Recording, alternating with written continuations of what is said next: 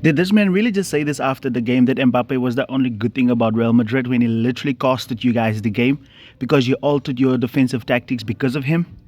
Nah, bruh. If you guys hear any cars, people talking, or the wind moving, just know I'm outside making this video. I have no other quiet place to make it because there's no chance in hell that I'm not gonna make this video. But Hansi Flick had one of the best first halves, and it all because of Ancelotti's tactics and the way he altered the way Real Madrid defended. As always, do subscribe to the channel. Let's start right away with this video. It was right from the get-go that Mbappe was joined by Vinicius in order to shut down Barcelona's center, and Jude Bellingham was actually on Casado, but we saw that Gavi was in these interesting spots in order to receive the ball out wide, ultimately drawing Camavinga out of position, ultimately leading to Robert Lewandowski or even Lamine Yamal being able to receive the ball over here.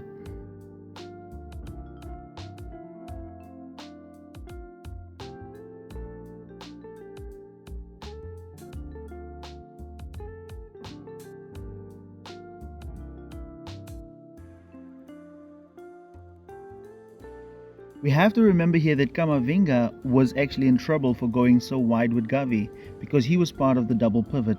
And do not forget the fact that Robert Lewandowski was dropping, so he had to come and go down here. And because Vinicius is so high up, that left Mendy 2-on-1. Like here, Vinicius has to run all the way back in order to come and defend, where Camavinga leaves Gavi for a second because Robert Lewandowski is just behind him dropping onto the ball. And if you look closely, Gavi and Lamine Yamal could easily be 2-on-1 against Mendy in that situation right there. In that previous frame, you saw the ball go out wide, but Camavinga lost concentration right here, and Gavi was in behind. So the double pivot was actually the focus of Hansi Flick in this game.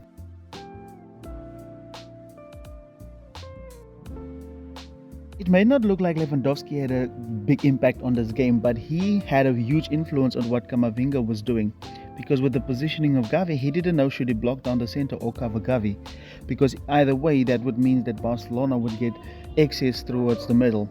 And Vinicius didn't know if he should go out to Koundé, so often it was Jude Bellingham that went out there. And Casado was a nuisance as well because he made sure that Valverde had to come and follow Pedri. So this is how Barcelona was able to pull the double pivot of Real Madrid in all sorts of directions, opening up the center ultimately.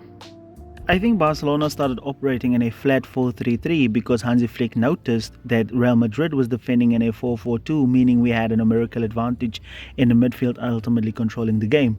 But here you see that Jude Bellingham had to go over wide in order to press the centre back, and you see Camavinga is constantly marking Gavi, where you see this hole opening up. And look at where Valverde has to go in order to press Pedri, so this double pivot was in shambles. Positioning of Alejandro Balde actually hurt Real Madrid in so many ways because he forced Rodrigo to come back all the way to defend in here. Partner that with the fact that Rafinha was inverting, too much money couldn't get involved. Vasquez couldn't defend Balde either because Rafinha could slip in here. And because of the inversion, Rafinha was actually able to receive the ball, but Rodrigo had to stay narrow and cut this passing lane before he would go out to defend Alejandro Balde. So Rodrigo was forced to defend much more than what he would have liked to. It is astonishing to me how Rodrigo was the one who was sacrificed to be able to defend this deep with Rafinha just in the half space and Balde going forward. He was so deep that Inigo could ultimately make a pass to Rafinha, but he had to stay central first, and so that Rafinha ultimately don't receive this pass, right? And look at how Vasquez ultimately is also in a frame of mind, in two minds, and Rodrigo was just going deeper and deeper and deeper, and this affected Real Madrid's attack like severely. On the other side, Koundé did the exact same thing with Vinicius. He had to come away all the way back in order to defend, with Gavi also operating in this situation right here, and Lamine could easily draw Mendy centrally, where Koundé could get in behind and be of advantage for Barcelona. And it's a shame that we didn't take more advantage of this. But the goal from Lamine Yamal was actually because of Gavi. He drew Camavinga away from the center, which opened the pathway for Robert Lewandowski, and Lamine Yamal was in behind for the goal. Hansi Flick was just a master at work pinning back both Vinicius and Rodrigo because Koundé did the exact same thing on the other side that Balde did. He went forward and that forced Vinicius to defend. And Lamine could easily just come central and force Mendy to come and defend in a half space, ultimately allowing Jules Koundé that space. And look, Vinicius is not even looking at Koundé.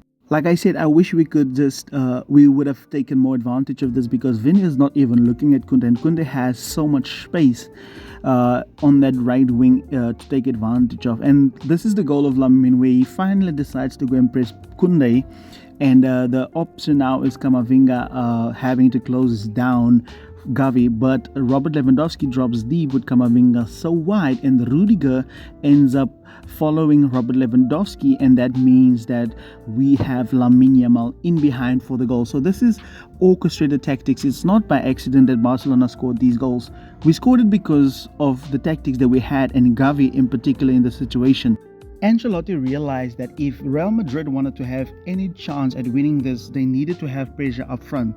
And he did it in a really interesting way, where he had Vasquez coming all the way to Balde, ultimately having a back three, depending on how you look at it, which allowed Rodrigo to go up higher in order to put the pressure on Barcelona's centre-backs. The problem with this, however, was that you had too much money and Lucas Vasquez, who's ultimately doing this. If you had a Valverde maybe here and you had somebody else defending in too much money's place, maybe like that Asensio guy, that youngster, it would have been different. But what all this did was it isolated Rudiger and too much money, because Lewandowski ultimately started defending deep.